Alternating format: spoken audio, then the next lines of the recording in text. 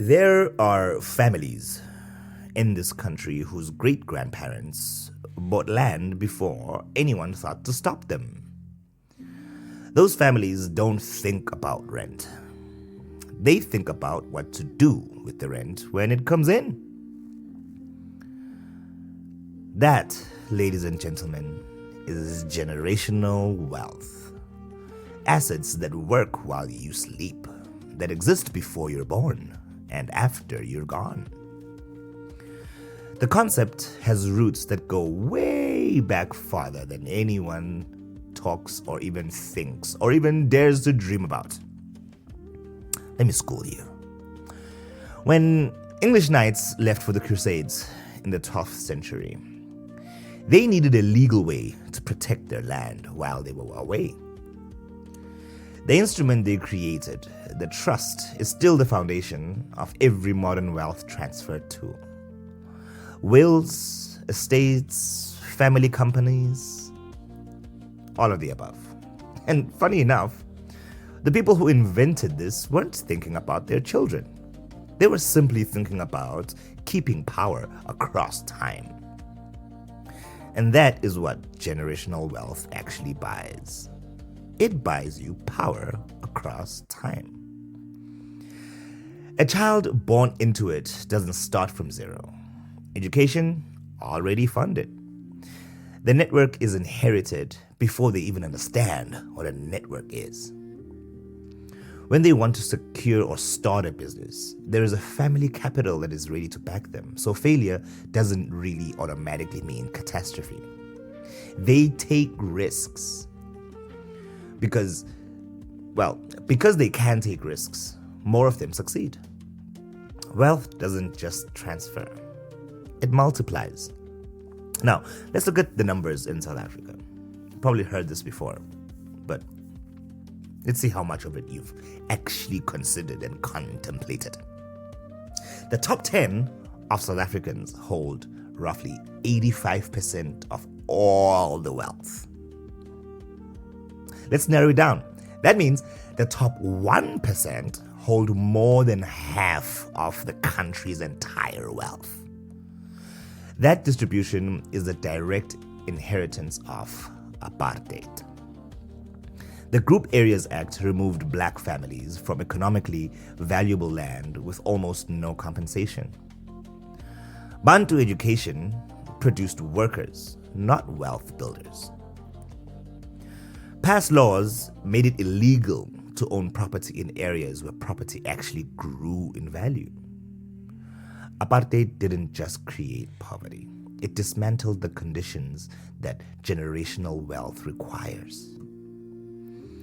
When someone in a township hears the word or the phrase generational wealth and feels drawn to it and suspicious of it at the same time, that tension makes complete sense. The concept existed. It was engineered to exclude most of us.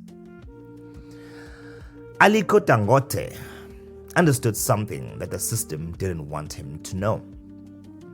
He started at 21 years old with a loan from his uncle, traded commodities, then identified the one thing that every growing African economy needed: cement. Necessity, not luxury. He built supply chains where none existed. He kept his business inside Africa when others looked outward, and is now worth approximately 14 billion US dollars. He didn't wait for his system to include him. He built something it couldn't ignore. Elon Musk. That bro was born in Pretoria. He left at 17, moved through Canada into Silicon Valley, and built company after company by doing one specific thing: staying in equity. He never fully cashed out. He kept ownership. He is now the first person to reach trillionaire status. How many zeros is that? How many zeros is a trillion?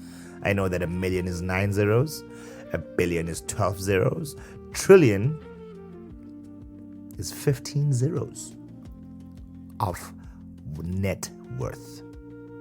wild, right? The habit underneath that trajectory is not genius. It is just that he understood ownership beats income. That is the principle under all generational wealth. Own something, not just earn from it, own it. The challenge for most South Africans is that the system made ownership inaccessible. Black tax means income exits before it can compound. Rent builds someone else's asset month after month. These are real constraints. They don't disappear because someone tells you, you gotta invest. But there is a silver lining. Where it becomes possible to build generational wealth inside those constraints. Right, it will. At most banks, it costs nothing. And without one, the state decides where your assets go when you die. Open a tax-free savings account. TFSA. Next time you hear TFSA, you should know that it's something you should open if you don't have it already. South Africa created this specifically so that investment growth is not taxed. Even 200 rands a month compounds to something real over 10 years. Get life insurance, even at 100 rands a month. If something happens to you, your children don't start from zero. And when you can, own property. Even a modest house outside the city is still an appreciating asset that can be passed down. Here's what I think we need to understand when we consider ourselves as people who are going to build generational wealth. You might not see it in your lifetime, and your kids might not. You don't build generational wealth in one lifetime. The first generation breaks even at best. The second generation stabilizes. And the third generation then builds. You may be the first one. That's not a reason to wait. It's a reason to start. The people who hold most of South Africa's wealth today began that chain generations ago on land that was handed to them at a time when handing it over was legal. You are starting yours now on harder ground with different tools and with full awareness that what you are building against is much, much harder than what the people who built what they have today had to go through.